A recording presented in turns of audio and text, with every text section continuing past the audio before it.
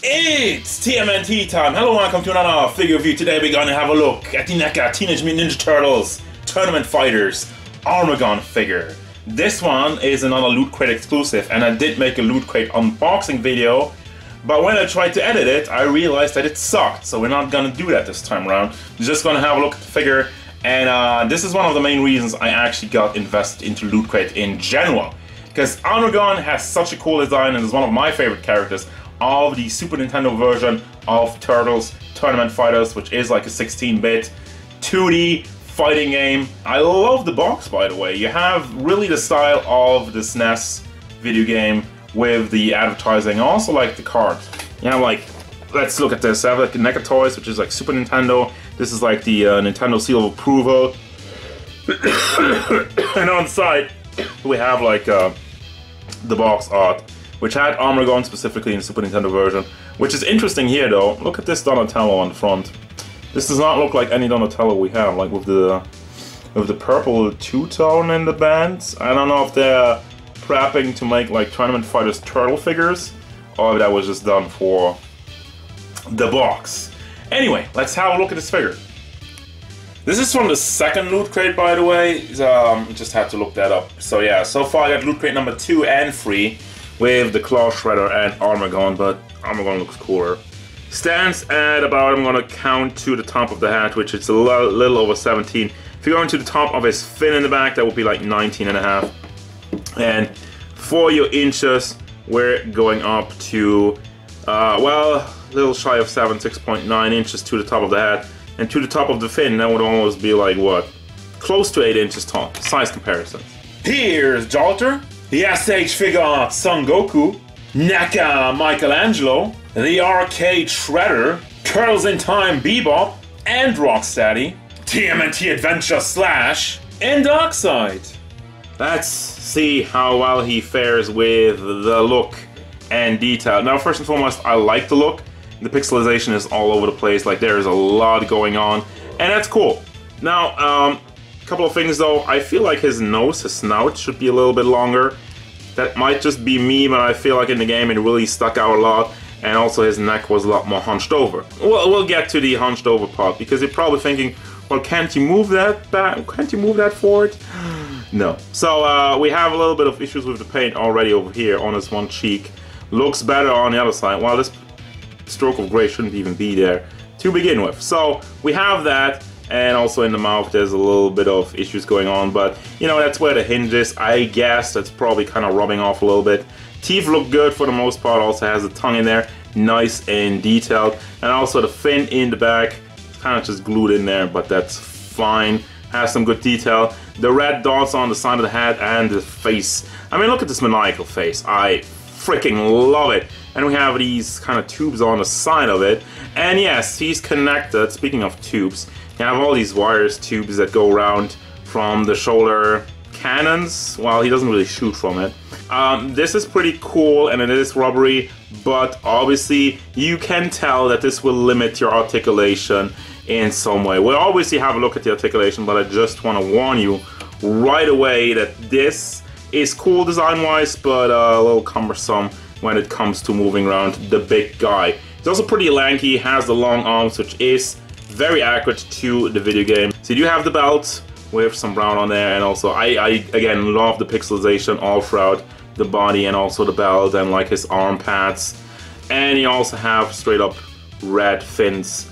I don't know why those are red. I mean, they look like that in the video game, but you know, it's kind of sticking out in a weird way, I feel like. Also, you do have the tail in the back, which is connected via a double ball with a little pack in the middle and down to the legs. Also, we have some detail in the mole in here, which looks pretty good.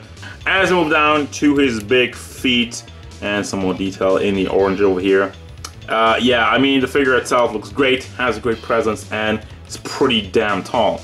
But how about the articulation? So yeah, segueing into the articulation, first and foremost, the heads. There's nothing here. You can tell that they just connected the entire part over here, and they could have just easily put that on like a double ball, like a ball with a long pack, so you at least can shift it back and forth and side to side, but they're like, no, we're not gonna do that. that's it. That's all for the head. So then we have the mouth, which you can open up. Not big enough, but I guess you have to limit it somehow. But then again, if you could move the head backwards, you would have a lot more range with the mouth, do you?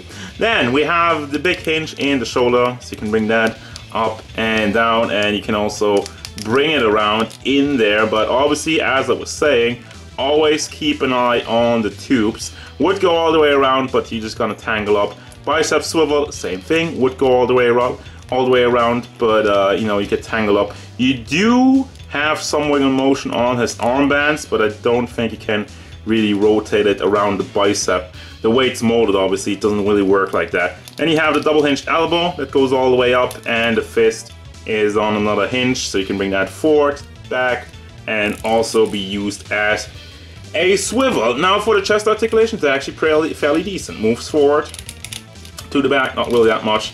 Does have some side to side, and it would go all the way around, but again, the tubes. Watch out for that. We don't have a swivel under the belt, which I don't understand. That would have been the part where the tubes don't really get into the way, because they're kind of connected to the belt. So you could have hidden the swivel under there, would have added some articulation, and not limit yourself with the tubes. But again, they didn't do that. So the leg also fairly wobbly, as Neca figures are. Goes out to the side, goes to the front, and does not go to the back at all due to how the tail is molded. But you can also rotate it in there, and you have the double hinged knees, go all the way forward, to the back, and then the foot does tilt side to side, and also goes forward and backward a lot. Also there's a tail, I forgot. Woo! Can rotate the tail around, it's not great, but it does go up a little bit, it does go down a little bit, and you can swivel it around. And for your accessories, you only get hands. You have like these kind of open posing hands, kind of going for grab, and these two semi like, it's a little bit of a pointy thing, but not really, and just holding hands if you want to put any weapon on him, because well, he doesn't have any. But if you got anything that fits in there, go ahead, go nuts. Final thoughts, and this one is a little bit of sweet. First and foremost, I want to go back to, like, we had a look at the cheek over there, which has too much paint, but also, like, you have a bunch of bubbles on his thigh where the paint just isn't properly applied. Look at how ugly this looks. And that's all on purpose, because everything else, well, most of the rest of the figure looks clean. That's just embarrassing. That's I feel like that's stuff that shouldn't happen. Like, paint bleeding, that can happen, that's a lot more tricky. But stuff like that, having bubbles on there because it just applied too much paint, and it looks incredibly rushed, makes it look incredibly rushed in that regard, and that's probably what it is. But other than that, I mean, the figure still looks good. Those are like details which you only will see once you go in close. Like, the whole kind of figure itself looks good, design's great.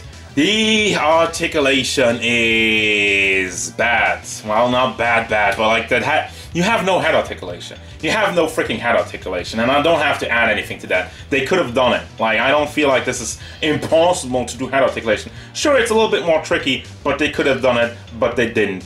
Accessories, you don't really get that much because the Loot Crate, and also, like, it's a pretty big figure, so I'm okay with that. But other than that, final thoughts of this. I mean, oh my god, I still like it, but it's kind of hard to recommend it.